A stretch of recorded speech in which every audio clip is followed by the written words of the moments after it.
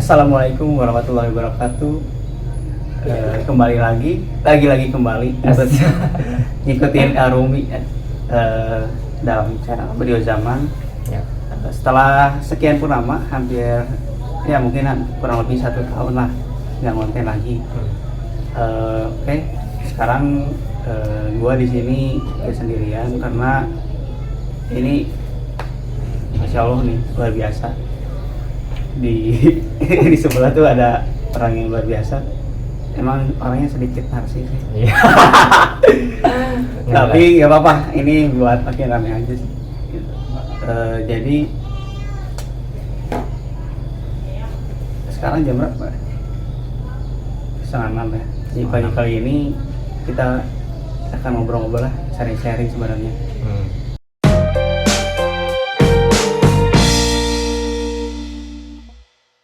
Di sini yang belum tahu, ini saudara gua gitu, saudara Kausin. ya. Tapi Sepupu. mungkin kalau ada yang belum tahu bisa nanti follow IG-nya di sini. Tapi tanpa basa-basi lagi, mungkin lebih enaknya diperjelas lagi sama narsum kita. Asik. Langsung aja. Narsum. Teman-temannya Hisam, para penonton sekalian. Nama saya Zaid Sabit Al-Kalatini, dipanggil Zaid, asal Karawang. Terus kuliah di Universitas Al-Azhar Kairo, Fakultas Dakwah Islamiyah. Terus apa lagi? Udah cukup ya, cukup aja. Oke, jadi buat teman-teman ini alhamdulillah berapa bulan yang lalu ya baru lulus sih. Ya, alhamdulillah. Alhamdulillah Baru selesai. doakan semoga saya bisa mengikuti jejaknya gitu di tahun depan. Doain biar saya bisa jadi penulis seperti beliau. Beliau ini luar biasa, harus dicontoh. Nggak apa-apa. Ya, yang pertama tentang your origin story. Asik. Dulu kalau boleh diceritain dikit masa kecil seorang Jai itu seperti apa? Masa kecil. Iya. Jai itu seperti apa? Jujur, gua nggak terlalu bangga ceritain masa kecil gua karena setiap kali gua liburan, kemudian ketemu teman-teman tetangga-tetangga terutama gitu di komplek, pasti mereka bilangnya, ya Allah Jahit udah gede, dulu tahu kecilnya seperti apa gitu ya. Dulu kalau dengar cerita-cerita orang itu kan kita nggak inget betul gitu masa kecil kita detailnya seperti apa. Tapi kalau dengar cerita-cerita orang, dulu tuh gua tuh bandel, tukang iseng, terus ya nggak ada prestasi, emang anaknya main aja udah. Jadi nggak ada yang bisa dibanggakan benar. Gue nggak pernah ranking, nilai gue nggak pernah tinggi.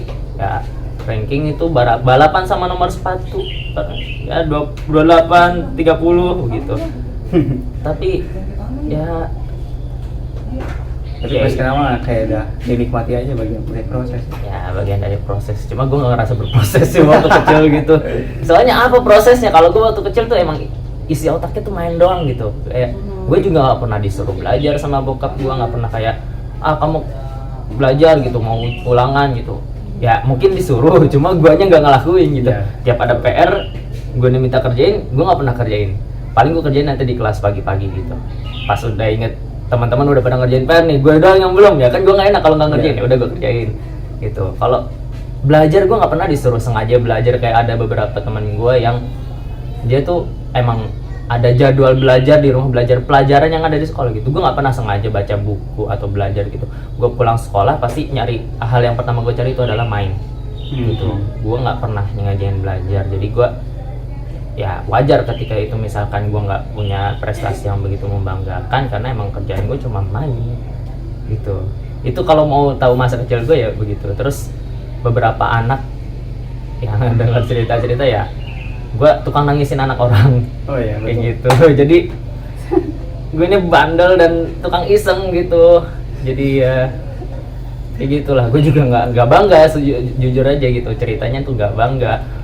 Pernah yang paling gue inget tuh ada apa namanya, entah gue TK atau SD gitu, ibu gue ditelepon sama ibunya teman gue, "Bu, itu anakmu nangisin anak saya," gitu.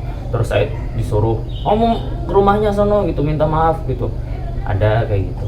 Tapi intinya kayak gitu lah. Kali-kali ke masa kecil gue tuh penuh dengan apa namanya, hal-hal yang sifatnya tuh iseng dan main-main aja gitu, nggak ada yang spesial kayak gitu. Kalau itu masa kecil gue doang ya. Terus tapi ya mungkin itu juga gue juga jadi saksi juga sih. Masih ingat ya waktu pas di Jakarta, waktu pas kita Idul Fitri gitu. Terus ada siapa ya? Ya tetangganya yang ini iseng kan dia, iseng. Pertama dia duluan kan. Iya. Tapi akhirnya lu juga kan dulu juga saya iseng kayak itu agak gampang tersulut emosi. Di ini terus emosi. Lu kalau gimana ya? Gue juga sebenarnya orangnya gampang tersulut emosi, tapi kadang-kadang tahu penempatan dulu gitu. Tapi kalau aja itu berat gitu. Jadi diambil itu diputar-putar sampai jatuh nangis. Itu gua saking sendiri sih. Ya kalau sampai sekarang itu ngelihat perubahannya juga luar biasa sih. Oke, jadi gitu ya Mas. Sekarang masuk ke lain menarik, ke dunia pesantren gitu. Karena gini, nggak tahu ya kalau di lingkungan gua gitu, dunia pesantren itu pertama sebagai, ya mungkin bukan rahasia umum lagi sih, tempat pembuangan dari misalkan gak lulus dari negeri atau gak mampu di swasta, akhirnya dibuang ke situ. Atau enggak juga orang-orang yang bermasalah, yang bandel, yang nakal juga ke situ. Tapi tadi yang menarik itu Jait termotivasi kira-kira motivasi apa gitu yang menguatkan Jait. Kayaknya dunia pesantren itu nggak seseram, nggak apa yang dibayangkan sama banyak orang. Kayak gimana? Ya, bener banget. Kayak dulu pas sepantaran teman-teman sepantaran gue juga pas nyari-nyari sekolah untuk lanjut SMP, itu juga ketika gue nanya-nanya ya, beberapa tuh ada yang kaget ketika gue mau masuk pesantren, ataupun ada yang gue tanyain kenapa nggak masuk pesantren gitu. Mereka tuh merasa takut karena takutnya nanti kan jauh dari orang tua, harus hidup sendiri kayak gitu. Ya kalau gue sih nggak tahu ya, gue juga sebenarnya kurang inget kenapa gue gitu pengen masuk pesantren gitu. Apa namanya? Ya mungkin motivasi utamanya ya karena ibu gue lulusan pesantren juga. Jadi gue juga dikasih gambaran tentang pesantren ya karena ibu gue punya pengalaman gitu di pesantren seperti apa. Jadi gue nggak terlalu dapat deskripsi yang menyeramkan atau yang menakutkan tentang pesantren gitu sih. Stigma negatif yang dibilang orang-orang juga gue nggak merasa itu tuh begitu berarti kayak gitu ya. Tapi selebihnya gue juga kurang tahu ya, kayak gue nggak gitu ngerasa ketika gue waktu itu ya, gue nggak ngerasa ada perbedaan yang mencolok antara pesantren dan sekolah luar kayak gitu. Tapi sedetailnya kayak gimana motivasi gue dulu seperti apa itu gue juga lupa gitu, kayak gitulah. Mungkin karena ya ada faktor dari orang tua juga ya, gitu. Itu lebih itu penting gitu ya buat apa, pengukuhan seseorang buat makin percaya diri untuk masuk pesantren. Dukungan orang tua. Nah itu lanjut. Oh ya ini mungkin karena gua tahu lihat sendiri Jait itu dari kecil. Ini Jait itu orangnya pede ya. Nah itu gimana maksudnya buat apalagi anak-anak zaman sekarang kan perlu gitu hal semacam itu. Gimana tuh menurut Jait biar kita tuh bisa pede gitu? Soalnya mungkin yang gue lihat itu karena gue juga kan sempat ngajar juga, ngelihat kebanyakan anak-anak zaman sekarang itu beda sama kita. Jadi semalu-malunya anak di zaman kita tuh nggak se-ekstrim yang sekarang. Karena yang sekarang tuh dia bisa diem, tapi begitu di sosial media, di HP, dia kontras berbeda 180 derajat. Oh ini kayaknya orangnya asik deh, di chat dia aktif gini, pas ketemu diem gitu. Itu kan menurut gua mungkin karena malu, karena ya itu dia karena kurangnya percaya diri.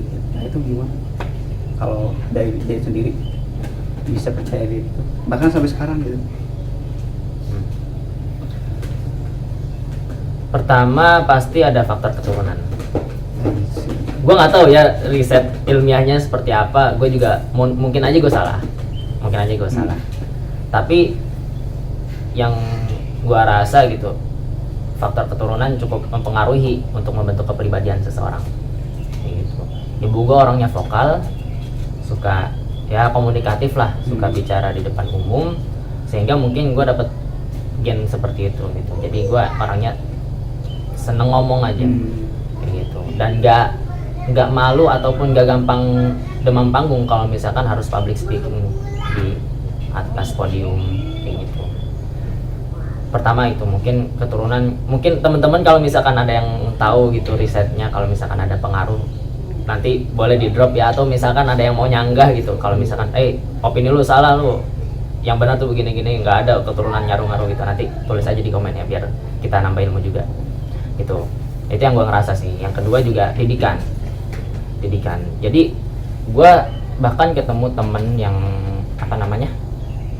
di kuliah itu ya, teman gue ini tuh dia aslinya kalau ngobrol sama gue gitu atau sama orang yang deket, dia tuh ada aja omongannya gitu, ada aja pikirannya, dan ada aja pendapat-pendapatnya yang cukup ekstrim lah, atau bisa dikatakan out of the box gitu, yang keluar dari kebiasaan orang kayak gitu. Dan dia berani ngomong kalau depan kita orang dekat, tapi kalau di depan orang banyak atau depan orang-orang yang nggak dikenal, dia tuh lebih seringnya tuh diam atau menyembunyikan pendapat dia, atau dia ada unek-unek disimpan aja sendiri, kayak gitu. Dan sejauh yang gua ngobrol-ngobrol sama dia gitu, ternyata didikan orang tua cukup memberikan pengaruh pada hal-hal seperti ini gitu. Kayak ketika orang tua gua nih, misalkan orang tua gua tuh nggak pernah namanya main fisik. Meskipun gue ketika itu mungkin bandelnya tuh udah minta ampun, tapi nggak pernah yang namanya kayak gue tuh di aniaya atau gue tuh dibikin sakit, tuh nggak pernah gitu. Dan orang tua gue juga ngedidik gue tuh cukup inilah, rangkulannya tuh cukup baik dan sering mengajak ngobrol gitu, sehingga gue punya tempat cerita, gue punya tempat curhat. Gue ada sosok yang bisa diajak ngobrol apa aja. Gitu. Mungkin jadi mungkin orang tua gue benar-benar menyediakan diri gitu untuk bisa jadi teman ngobrol gue, karena anak kecil kan senengnya ngobrol gitu. Karena gue juga pas udah gede nih, gue ngeliat adik-adik gue yang masih pada kecil tuh, tadi aku gini, tadi aku gitu. Jadi cerita aja gitu. Emang anak kecil tuh senangnya cerita gitu. Dan mungkin ini yang gue lakukan ketika gue kecil dulu, seperti itu. Dan orang tua gue menyediakan diri untuk bersedialah untuk bisa jadi teman ngobrol. Tapi nggak semua orang punya privilege seperti itu. Nggak semua orang punya keistimewaan, nggak semua orang punya keuntungan seperti ini gitu. Nggak semua orang punya orang tua yang bisa friendly sama anaknya kayak gitu. Jadi yang gue lihat dari teman gue, contoh yang gue omongin tadi itu, berdasarkan cerita dia tuh lebih seneng nggak ngebantah orang tuanya gitu. Karena kalau ngedebat dikit ya pasti ada gimana gitu, cocok arah gitu. Jadi satu arah, karena di satu sisi dia nggak berani untuk berpendapat di depan orang tuanya kalau berbeda gitu. Yang kedua, orang tuanya mungkin ketika mendengar anak yang berpendapat yang berlainan tuh langsung ya ada perlakuan yang tidak menyenangkan si anak ini gitu. Beda dengan misalkan kayak orang tua gue, kayak gue bahkan meskipun nggak patut dicontoh ya, dulu tuh kayak baru-baru belajar gue tuh udah seneng kayak ngobrol sama orang tua gue, bahkan sampai kayak debat gitu. Jadi ya gue punya pendapat yang berlainan tuh gue ngotot dengan pendapat gue gitu, orang tua gue ngotot dengan pendapatnya kayak gitu. Beda dengan anak yang tadi yang misalkan orang tuanya udah ngomong gini, dia punya unek-unek nih, dia punya pendapat yang berlainan, dia tuh pasti menahan diri gitu, karena itu tadi, karena dua hal tadi gitu. Jadi itu tadi, didikan orang tua mungkin cukup berpengaruh. Jadi kalau misalkan pesan buat teman-teman ya, kalau pengen anaknya bisa komunikatif, bisa pede bicara di depan umum gitu. Nanti kalau misalkan kita punya anak gitu, termasuk PR buat gue juga, kita harus lebih friendly sama anak-anak kita, bersedia untuk jadi teman ngobrolnya.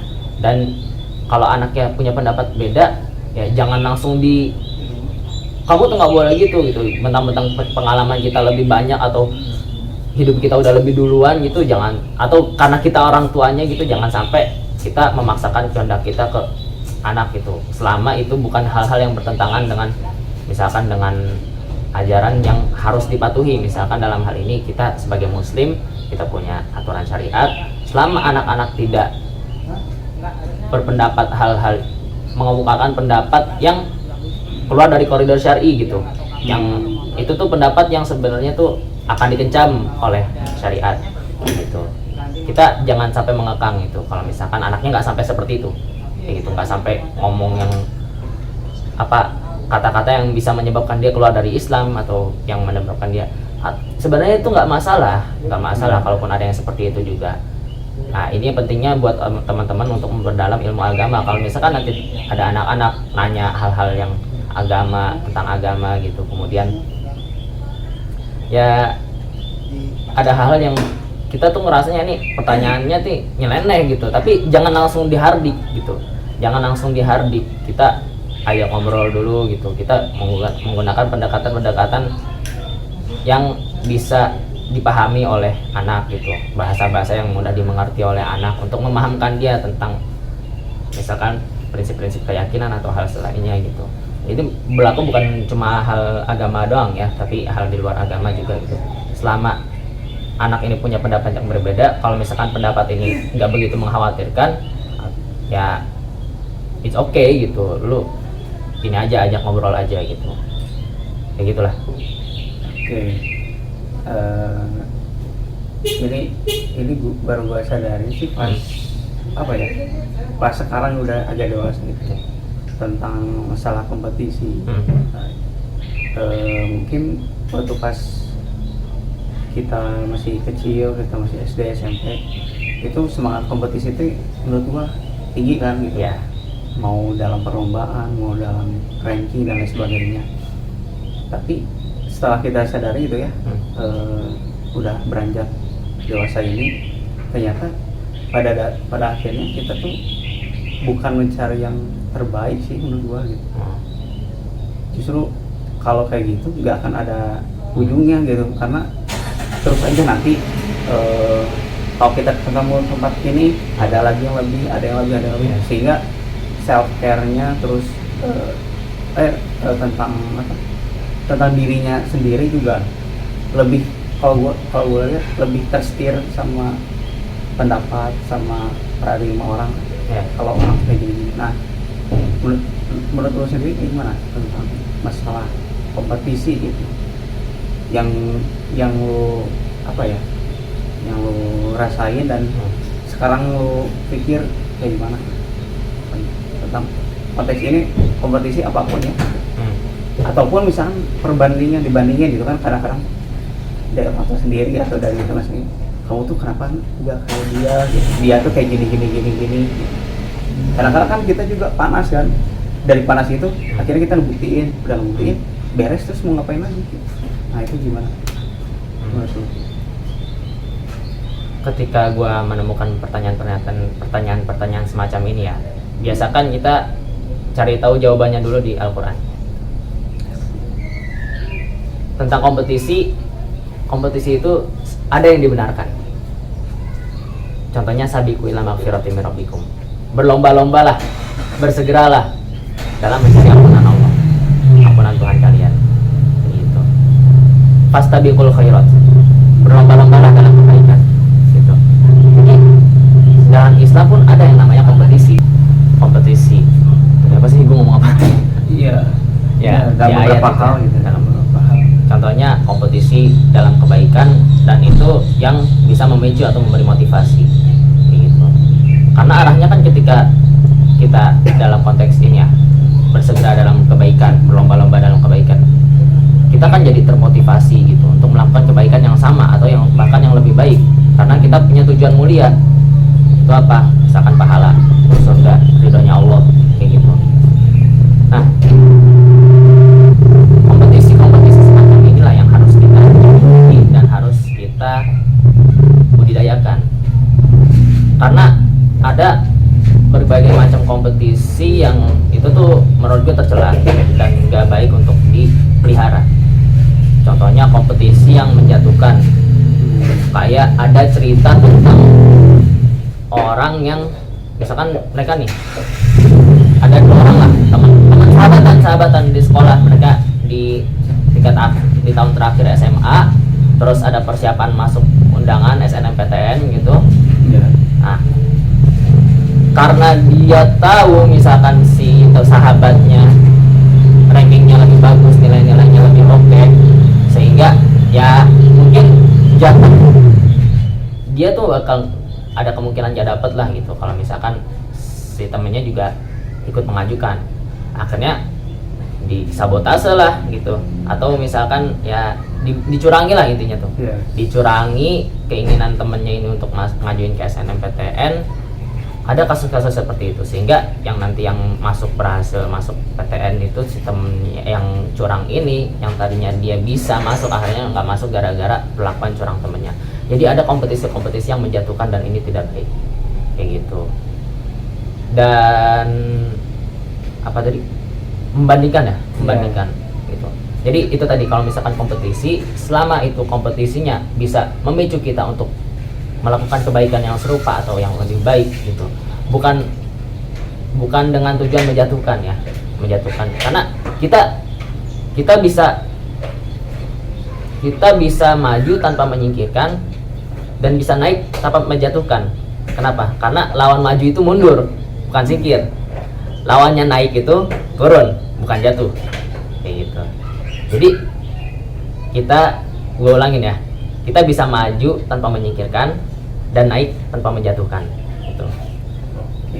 Ya mungkin ya jahit yang tadi ya, jahit yang awal pas pesantren dan jahit yang di akhir gitu, itu kan pasti udah beda, udah melewati banyak hal, termasuk tadi soal tujuannya, visionernya tentang masa depannya seperti apa gitu.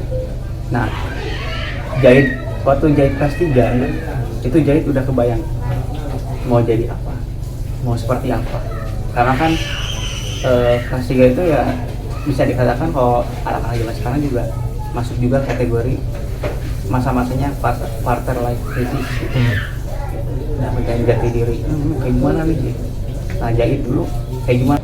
Jadi pertama itu kan gue orangnya suka main ya gitu, tapi pas di pesantren entah gue kesambet apa gitu ya, gue tetap masih suka main dan nggak suka belajar, tetap nggak suka baca, nggak suka sengaja ke perpustakaan untuk ya menelaah buku-buku dan kitab-kitab gitu, enggak. Ya gue ngalir aja gitu kalau di pesantren. Kelas 8 gue punya cita-cita jadi atlet bela diri, jadi atlet gitu, karena gue kelas 7, kelas 8 tuh senang bela diri gitu. Kelas 9 apa entah kelas 8 kelas 9 ya gue cita-cita kayak gitu. Kelas 9 gue masih nggak jelas. Terus kelas 10 tuh mulai gue ada orientasi untuk masuk ke dunia dakwah, karena ada inspirasi dari Dr. Zakir Naik. Itu termasuk beliau itu yang benar-benar mengubah cara pandang gue dalam melihat kehidupan kayak gitu. Dan pokoknya gue termotivasi banget sama Dr. Zakir Naik ketika gue pertama kali kelas 1 SMA melihat videonya gitu, ceramah dan debat itu. Akhirnya gue mulai senang baca, mulai senang lihat video-videonya. Gue mulai ingin ada masuk ke dunia dakwah gitu. Gue di SMA itu baru gue mulai ingin ada cita-cita jelas gitu.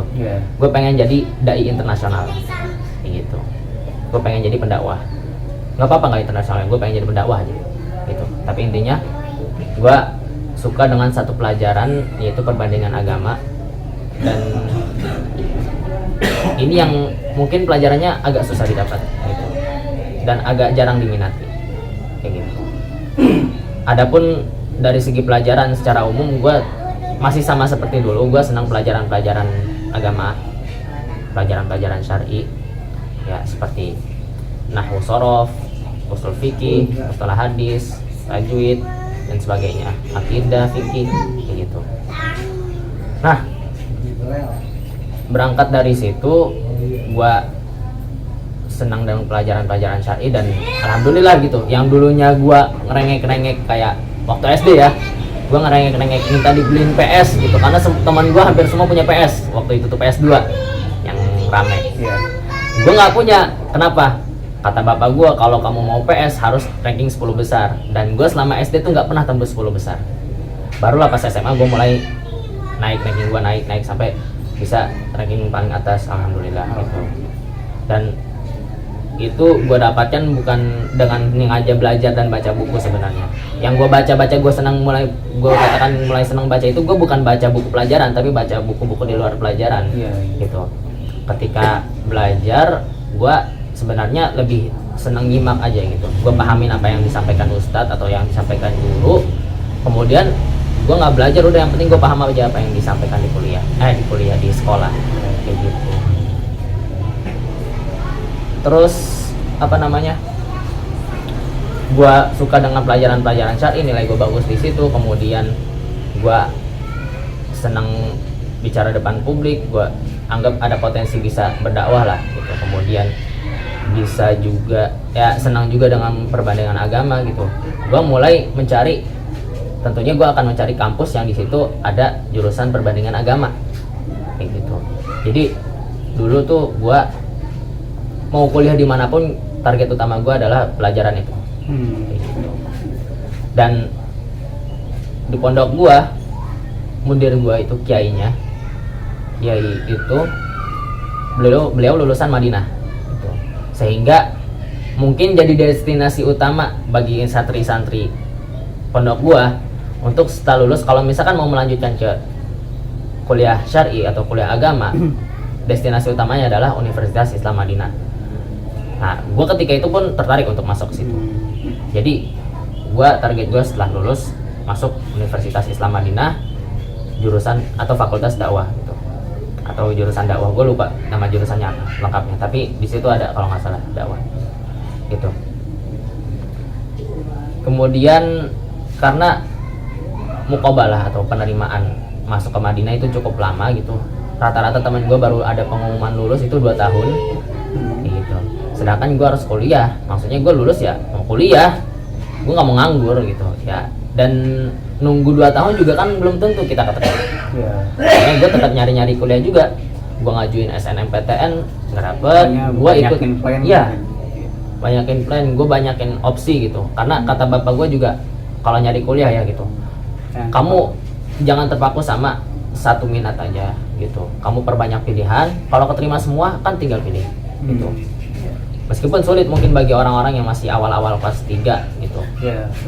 Karena dia mungkin masih ya cenderung ke satu pelajaran aja gitu. Tapi itu tadi, coba perluas cakrawala, perbanyak pilihan gitu. Karena sebenarnya kalau kita gali potensi atau nggak meski minat, mungkin minat kita di satu, tapi barangkali kita punya potensi yang lain gitu. Minat kita misalkan masuk psikologi gitu, tapi kita punya potensi untuk ya kayak kita misalkan senang komunikasi, akhirnya bisa masuk, ada pilihan lain tuh, misalkan masuk ilmu komunikasi gitu, atau apa yang jurusan-jurusan sosum juga yang lainnya yang masih ada inilah kesesuaian dengan potensi kita yang kita punya kayak gitu. Jadi gue itu perbanyak pilihan. Gue ikut SBM juga nggak lulus, gue hampir ikut mandiri juga, gue daftar swasta juga, gue hampir ikut politeknik juga, tapi semua yang umum nggak dapet nih. Akhirnya tinggal 2 harapan gue waktu itu. Gue mau masuk Lipia atau Universitas Islam Madinah itu. Sebelum terjadi penerimaan dari dua kampus ini, Libya Jakarta ya sama Universitas Islam Madinah, tiba-tiba dengar info Kementerian Agama ngadain penerimaan atau seleksi untuk berangkat ke Mesir, kayak gitu ya. Karena Mesir juga Al-Azhar ya, dan emang Al-Azhar juga universitas Islam yang udah lama gitu, salah satu universitas tertua juga, dan pelajaran syar'inya juga mantap gitu. Oke. Ya gua iseng aja ikut gitu. Jadi gua ikut tes tuh bukan berdasarkan kayak karena cita-cita gua kuliah di Azhar, enggak gitu. Karena iseng ikut aja gitu. Dan alhamdulillah keterima kayak gitu. Itu kejadian sebelum dibuka pendaftaran Libya dan Universitas Islam Madinah. Makanya gua ketika udah keterima itu udah kepalang capek dengan nyari-nyari kuliah. SNM gak tembus, SBM gak keterima, mandiri segala itu gua udah capek, udah keluar duit banyak. Gimana kata bapak gua? Ya udah ambil aja dulu. Kayak gitu. Udah gua ambil lah. Gua berangkat ke Mesir dan gua sambil nyari-nyari info juga kayak gitu. Kayak di Al-Azhar ternyata juga ada Fakultas Dakwah Islamiyah dan jurusannya juga ada perbandingan agama gitu. Dan ini yang menarik minat gue untuk bisa bertahan di kuliah di Al-Azhar. Kemudian juga dengan diskusi dengan teman-teman yang ada di Madinah gitu, bahwasanya emang pergolakan pemikiran itu lebih kencang di Mesir, dan paham-paham isme-isme yang kita tahu lah gitu, yang menyimpang itu lebih dulu masuk Mesir sebelum masuk Saudi gitu. Sehingga kalau mau yang dicari adalah pemikiran Islam gitu, Mesir itu lebih maju daripada Saudi kalau kata teman gue yang di Madinah kayak gitu. Sehingga gue pun terpacu juga untuk mendalami pelajaran-pelajaran yang ada di Mesir gitu, belajar sama ulama-ulama di sana, belajar di Al-Azhar dengan serius gitu, meskipun kuliahnya tetap aja nggak serius gue gitu. Tapi intinya gue mulai menyesuaikan diri gitu. Yang awalnya gue nggak gitu minat amat ke Azhar, gue jadi kayak ternyata sebagus ini gitu Al-Azhar gitu. Gue nggak nyesel masuk sini gitu. Kayak gitu sih. Mantap. Ya kemudian ya pada akhirnya lu alhamdulillah sudah mencapai targetnya, lulus tepat waktu, alhamdulillah. Nah ini juga ada satu yang mengejutkan gua gitu. Lu sendiri akhirnya memutuskan untuk menghafal Al-Quran. Nah, itu apakah ada hubungannya sama kuliah yang lu geluti, atau itu emang murni dari pribadi gitu? Ya. Itu gimana? Pertama, nggak semua orang Indonesia yang kuliah di Al-Azhar itu hafal Quran ya. Karena kita nggak ada kurikulum wajib untuk menghafal Quran. Yang wajib itu cuma 1 tahun 1 juz. Yang sekarang ya, untuk sekarang. Jadi minimal lulus dari Al-Azhar itu kalau kuliah formalnya 4 juz. Itu udah cukup untuk bisa kita lulus kuliah. Tapi itu berangkat dari kesadaran, dan kesadaran gua itu dipicu oleh banyak hal. Di antaranya perkataan teman-teman gua sih. Kayak contoh gitu. Kenapa gua memutuskan untuk hafal Quran? Kayak teman gua nih, gua senang ngobrol sama teman di kontrakan dulu tuh. Kita diskusi kayak gua nanya ke dia gitu. Gua mendingan dalamin perbandingan agama atau politik Timur Tengah ya gitu. Ketika itu gue ada sedikit minat ke politik, dan itu yang bikin gue bingung mau gelutin yang mana dulu. Kata temen gue, "It, lu gak usah pusing. Semua orang yang lu gemari itu dari kalangan pendakwah seperti Zakir Naik atau selainnya gitu, ulama-ulama zaman dulu gitu, sebelum masuk ke spesialisasi ilmu, mereka pasti hafal Quran dulu gitu." Dari situlah gue, ya juga ya gitu, ngapain gue pelajarin agama lain kalau gue ngapain ngapalin Injil, Taurat, Alkitab kalau misalkan gue ayat Quran sendiri kagak hafal gitu.